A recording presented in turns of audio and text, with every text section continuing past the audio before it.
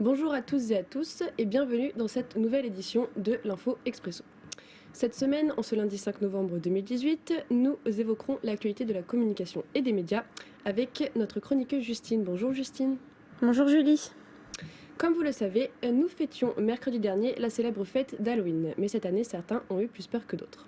C'est vrai, un bon nombre de personnes ont été victimes d'une mauvaise blague. Certains d'entre vous connaissent certainement le film La Purge. Le principe est simple. Chaque année, le meurtre est autorisé dans le monde entier le temps d'une nuit. Et ces derniers jours, des messages ont été diffusés sur les réseaux sociaux appelant à une purge générale le soir d'Halloween, mais cette fois-ci dans notre monde réel.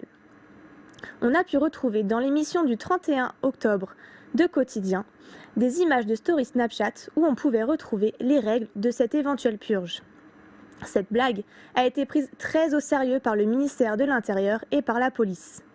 D'après l'article de 20 minutes publié le 29 octobre, ils ont été contactés via un communiqué demandant, je cite, une extrême sévérité de la justice envers l'auteur.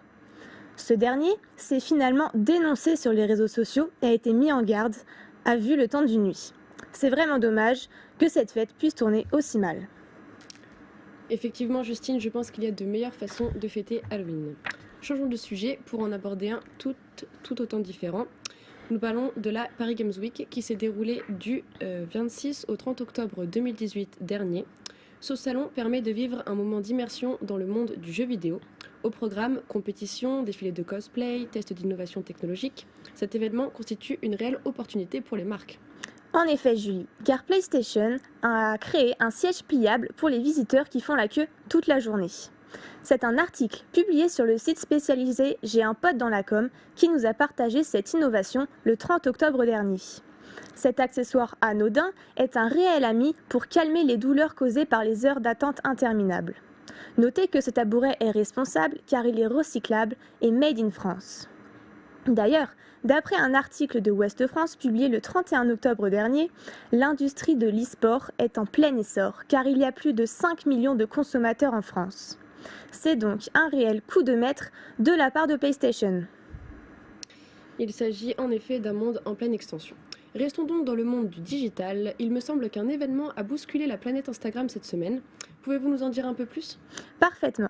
La jeune chanteuse américaine Selena Gomez, qui était jusqu'alors la personne la plus suivie sur Instagram, a été détrônée par le célèbre footballeur Cristiano Ronaldo. C'est ce que nous montre 20 minutes dans son article du 30 octobre. On y apprend que la jeune femme tenait sa place de tête depuis plus de 2 ans. Aujourd'hui, ils affichent tous les deux pas moins de 144 et 145 millions d'abonnés, ce qui est énorme. Et comment cela peut-il s'expliquer ? 20 minutes nous raconte que la jeune chanteuse souffre d'une dépression depuis quelque temps et donc qu'elle n'est plus assez présente sur les réseaux sociaux, ce qui a laissé l'opportunité aux champions de foot de la rattraper.